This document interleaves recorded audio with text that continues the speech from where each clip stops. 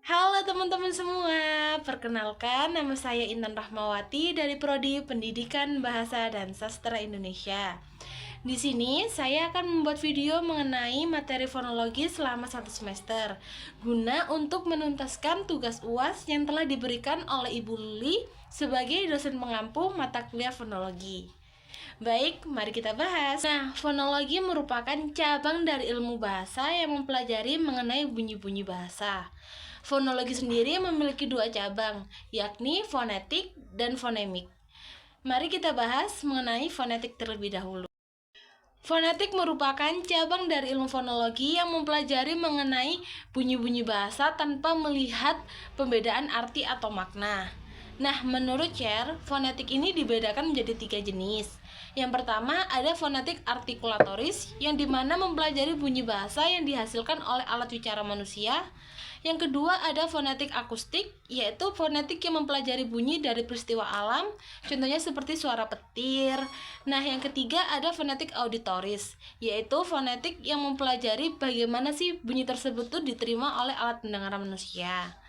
Nah, selain menurut Cher, ada pula menurut Krida Laksana yang membedakan fonetik menjadi 3 jenis, yaitu fonetik instrumental, fonetik parametris, dan fonetik terapan. Ada pula menurut Ramelan yang membedakan fonetik menjadi 2 bagian, yaitu fonetik umum dan fonetik khusus. Untuk penjelasan lebih lengkapnya adalah sebagai berikut.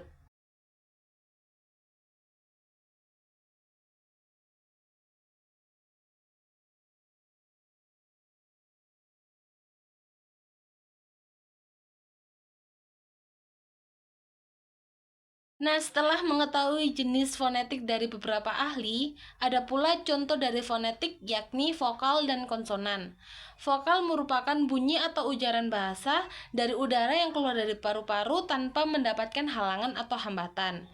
Sedangkan konsonan adalah bunyi atau ujaran bahasa dari udara yang keluar dari paru-paru yang mendapatkan halangan atau hambatan.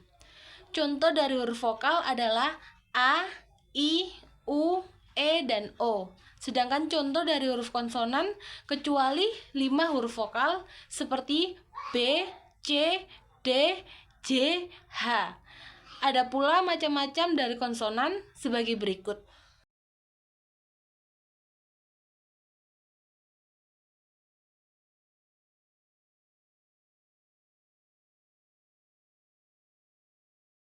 Setelah mempelajari mengenai konsonan dan vokal, tentu saja kita tidak asing dengan alat ucap manusia. Alat ucap manusia terdiri dari 25 bagian yang dimulai dari paru-paru hingga rongga hidung. Untuk bagian lebih lengkapnya bisa dibaca pada slide berikutnya.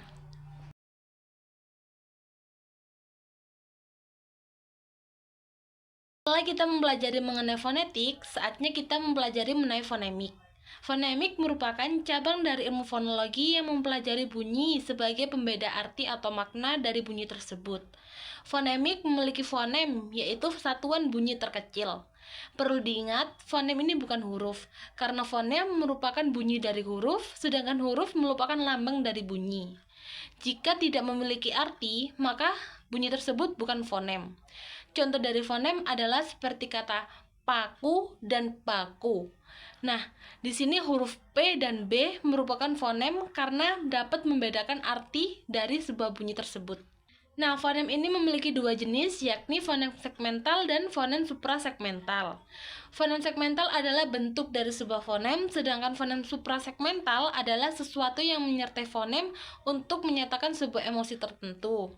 Contohnya seperti, ayo kita bermain dengan ayo kita bermain. Seperti itu.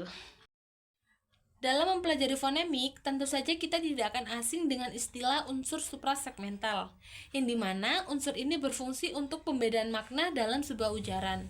Beberapa contoh dari unsur suprasegmental yang pertama ada nada, yaitu naik turunnya sebuah bunyi atau ujaran. Yang kedua ada intonasi, yaitu perubahan nada dalam pembicaraan saat mengucapkan kata. Yang ketiga ada tekanan, yaitu penekanan saat kita mengucapkan sebuah kata. Yang keempat ada jeda, yaitu bentuk perhentian saat kita mengujarkan sebuah kata. Setelah mempelajari mengenai unsur suprasegmental, saatnya kita mempelajari mengenai asimilasi dan disimilasi. Asimilasi adalah perubahan dari bunyi yang tidak sama yang dijadikan menjadi sama, sedangkan disimilasi adalah perubahan dari bentuk bunyi yang sama dan diubah menjadi tidak sama. Asimilasi memiliki beberapa jenis, yakni sebagai berikut.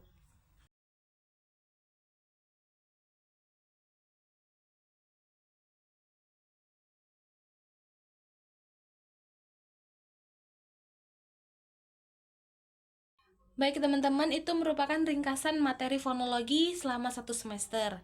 Semoga materi yang saya jelaskan dapat diterima dengan baik. Jika ada kesalahan kata ataupun kalimat, saya mohon maaf yang sebesar-besarnya. Terima kasih dan sampai jumpa lagi. Bye-bye.